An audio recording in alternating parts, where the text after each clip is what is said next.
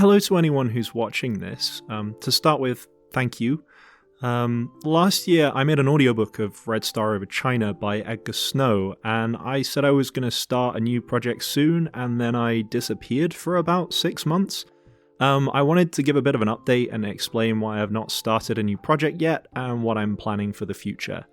To start with though, I really enjoyed making the audiobook for Red Star Over China, but it was the first time I'd ever done something like that. So I was learning as I went along, learning audiobook making through audiobook making. I'm sure Mal would have had a good laugh about that. But essentially my recording setup was very DIY, and it took ages to set up and take apart whenever I had to record something. This meant that it was frustrating to record anything, but also the recording sounded really different every time. I've got a slightly better recording setup now, but the crucial thing is that it's repeatable. So hopefully my recordings from now on should be pretty standardized, and if there's anything wrong I can kind of diagnose it. So it probably still won't sound like I'm in, a professional sound booth studio kind of thing, but if there are problems I can kind of figure out what's going on.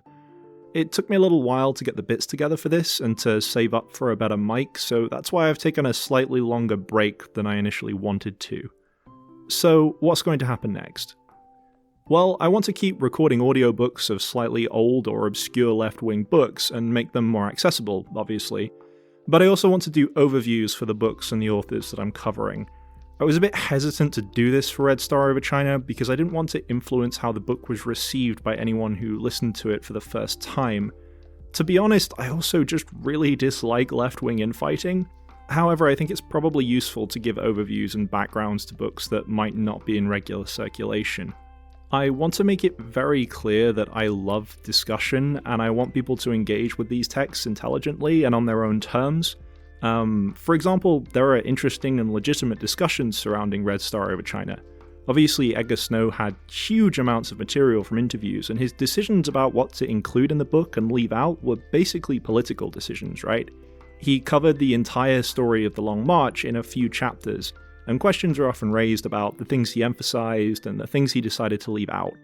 And I think analyzing books in this way can be really helpful. However, I really don't want to start branding books as tanky or anarchist, or saying that a particular book is, this or that kind of propaganda.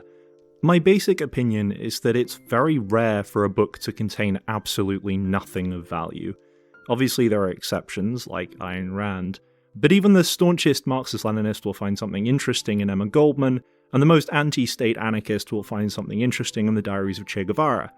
So to sum up, if you have any critiques or observations to make of the texts, that's awesome, and I would absolutely love to hear what you have to say. However, please don't come after me because I've chosen a book from the wrong sect. We're comrades fighting capitalism, we're not trying to refight the French wars of religion. So, now on to what I've got planned. I was lucky enough to spend a decent chunk of time in Ireland recently, and got to chat with some amazingly interesting people and visit some really impactful sites connected with the Irish struggle for liberation. And I also got some brilliant books and book recommendations that I'm eager to share. After that, we'll see. I've got a couple of books about China after the revolution that I'm definitely going to get around to as well. I particularly like revolutionary memoirs because it gives me real hope to read about people who engaged in changing the world when our own current situation looks so bleak and unchangeable. But I will be doing some theory and manifestos too. The next book I want to record is Labour in Irish History by James Connolly. As I said, I'm going to do a brief overview video going over who James Connolly was, the discourse surrounding him and his work, and summarise what the book is about. I'm going to go back to my old upload schedule and release a video every Friday at 7 AM UK time.